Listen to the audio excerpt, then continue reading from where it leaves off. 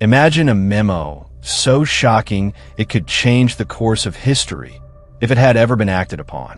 In early 1962, deep inside the Pentagon, America's generals drafted just such a plan. Codenamed Operation Northwood, it proposed staging terror attacks on U.S. soil, from fake airplane hijackings and bombings in Miami to sinking American ships, then blaming them on Fidel Castro's Cuba.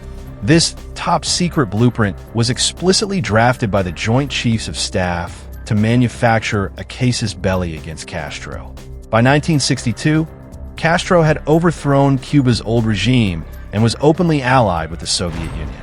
The Bay of Pigs invasion a year earlier had failed, leaving U.S. leaders desperate. Northwood fed those fears. It listed gruesome scenarios, real or feigned hijackings, armed incursions, and even the bombing of a boat carrying Cuban refugees, all to whip up U.S. public outrage.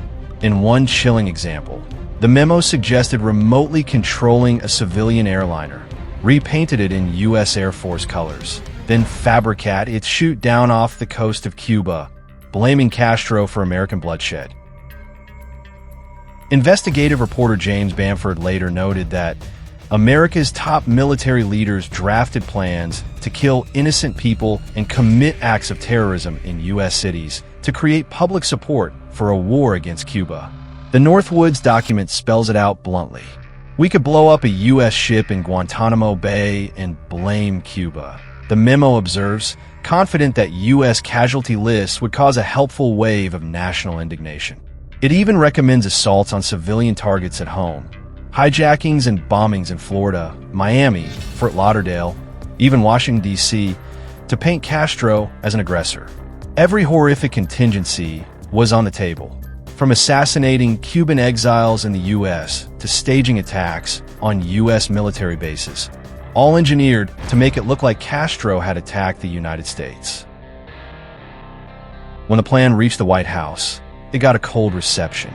In March 1962, the Joint Chiefs formally presented Northwoods to Secretary of Defense Robert McNamara with the unanimous approval of America's top brass. But President John F. Kennedy balked. In the end, none of these schemes were carried out.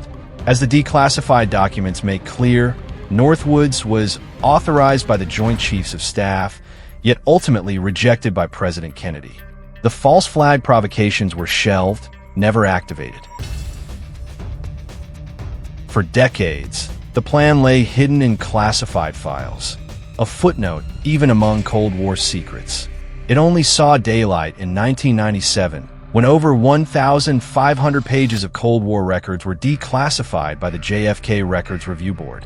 By then, journalists like Bamford had begun unearthing the story.